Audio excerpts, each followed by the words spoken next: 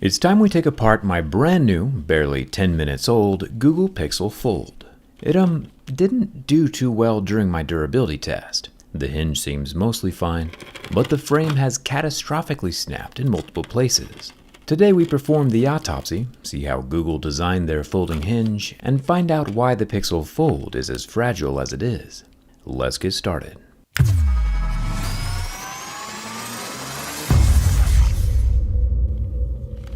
The exterior 5.8-inch display of the Pixel Fold is rather easy to remove, kinda just falls away on its own after the event. Google is using T3 screws throughout the device, and we find 4 of them securing the metal bracket that holds down the screen ribbon cable. The screen unsnaps itself. There's another big old T3 flat screw holding down the SIM card tray board. This gets caught on the large magnet that holds the phone shut when it's closed. Remember the magnet for later. With the SIM card tray removed, the first little circuit board can pull up and out of the phone, and then we can take out our first of 2 batteries. This guy is 3,332 milliamp hours and is severely bent and damaged. Luckily, a lot of people don't know this, but 95% of a lithium battery can be recycled and reused in new batteries. Most big home improvement stores have drop-off locations, and that's where this model is headed right after I'm done filming. It looks like that by prying, we missed out on 6 magic pull tabs. We can see as the tab is pulled, just like a command strip, it loses its stickiness and allows the battery to come free without any violence. Thumbs up for that. 3 more screws hold down what looks like the right vibrator, and then we can pull away the front 9-megapixel selfie camera. This little guy does not have any optical image stabilization. There is a loudspeaker in the top left corner, and judging by all the white foam splattered everywhere, the speakers and the balls inside have been crushed during the bend test. It looks like the frame of the phone buckled and the speaker just gave way with it. The earpiece is uniquely positioned off to the far right of the phone, shooting its sound waves up into the top, which then travels over to the center and exit out the earpiece slit above the screen glass. The shiny markings we see underneath the battery components are left from the milling machines as it hollows out the individual cavities from solid blocks of soft aluminum. The material choice for this $1,800 device is interesting, but we'll get to that more in a second. To remove the back glass of the Pixel Fold, we can bust out the heat gun. I'd hate to cause any more damage to our one remaining undamaged component. The heat allows the watertight adhesive to soften, and then we can yoink it right off the frame with a suction cup. The LED flash ribbon is still connected under a metal bracket, which has 6 screws, and I can unplug that just like a little Lego. The back glass has a wireless charging installed, as well as the camera lens. The motherboard has 8 more of the same T3 screws holding it in place, and then we can unplug the upper and lower extension ribbons that traverse through the hinges before pulling out the battery. The battery in this half of the phone is much smaller, and surprisingly I think this singular battery is able to power the whole phone by itself, since I did feel the phone vibrate when pressing the power button after having removed the larger battery. I have no additional screens to test my theory with though, so a single battery operation might be a better question answered by Hugh Jeffries. It would be interesting to see if the little 1,489 milliamp hour unit could do it though. The lower loudspeaker on the left half of the phone seems to have 2 ball locations, interesting, and then the Pixel Fold motherboard can pull up and away from the device. And here we have Google's hardware in all of its glory. It looks like there is quite a lot of copper and thermal paste on the back. Gazing upon the triple camera array, we have our 10-megapixel wide-angle camera on the left with no OIS, and we have the 48-megapixel main camera, which does have OIS, and our 10-megapixel 5x telephoto periscope zoom camera, which also supposedly has internal optical image stabilization. Below the motherboard, we do have a copper vapor chamber, and this helps move heat to the aluminum frame of the phone.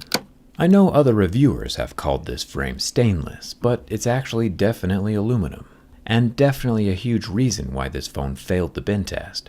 In Google's rush to make the world's thinnest foldable, you can see here where the stronger hinge components came in contact with the softer, thin body of the device, and the edge just buckled inward, stretching the flexible display to failure and cracking the front screen glass. A graphic situation, of course, that can be avoided with proper care, but most accidents are exactly that, accidents. So it's good for us to know what the device is capable of.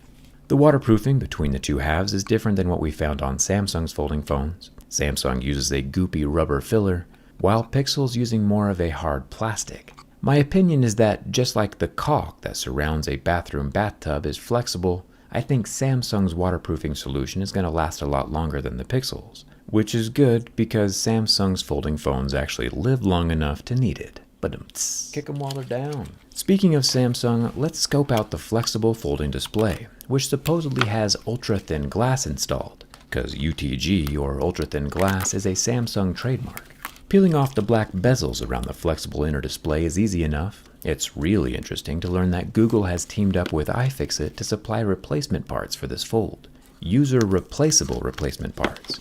I think that my unit is a bit beyond saving at this point since the frame is toast, but maybe iFixit will sell those too. We don't know yet. Either way, make sure you're subscribed to stay updated on that situation.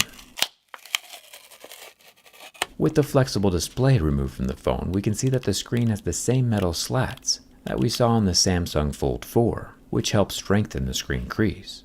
The 7.6-inch flexible OLED panel has quite a few layers to it, but the layer we're most interested in lies just below the top plastic, where we find the ultra-thin glass. Samsung says that the UTG adds some strength, rigidity, and firmness to their displays, and that's probably true. And we can indeed see it here on Google's folding phone as well. With a pinch from my fingers, we can crack the ultra-thin glass layer just below the permanent plastic on top. It's pretty cool. Samsung does indeed make the display for the Pixel Fold. Samsung also makes the front screen. The hinge of the Pixel Fold is surprisingly simple, by just removing 2 screws on either corner of the hinge, 8 total, and slicing through the extension ribbons. The whole contraption can be shimmied out between the two halves of the phone. Definitely the simplest hinge mechanism we'd ever seen on a foldable.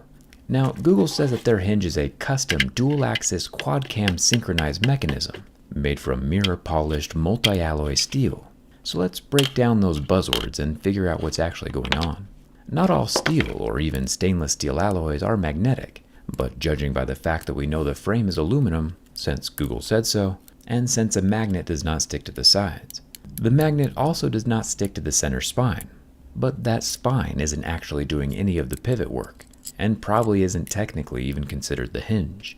The magnet does, however, stick to the 4 flanges on each end of the spine, and I'm going to assume that these are the steel alloy that Google is talking about, and also where we'll find the dual-axis quad-cam synchronized mechanism. Magnets like to stick to steel, just like the stainless on my JerryRig knife. A cam, like a camshaft in an engine, means something that's designed to make sliding contact with another part. So I assume the quad-cam system that Google mentions are probably these 4 loaded springs, 2 on either side of the spine, that slide along the profile to lock out when it hits the 180 degrees. I mean, obviously the rest of the phone continues to rotate 360, but at least the hinge stops at 180. The synchronized portion of the ADSpeak probably just means that the springs on either side are attached to the same aluminum frame. The aluminum frame is doing the synchronization, since each spring is independent once removed from that frame, as you can see by the way they pop out from the end of the spine. There's a simple rotating pin on top, and a simple spring which provides clamping pressure to help the phone stay open. The springs and screen provide enough resistance and friction that it can hold its position at any point along the opening process. The only thing locking it in the closed position is probably the large magnets in the frame that we saw earlier. It's a super cool and an extremely efficient design, and functionally definitely gets the job done. If Google would have made the side panels out of stainless steel or something more rigid than aluminum, it probably would have survived my durability test. But by trying to be the thinnest and lightest, they definitely lost a substantial amount of strength. But really, the only way for Google to compete with Samsung's foldables while still using Samsung's own folding screen technology is by cutting corners with the manufacturing. And milling soft aluminum at a Mohs 3 is much cheaper and easier than milling stainless steel, which is like a 6 or 7 on most scale of hardness.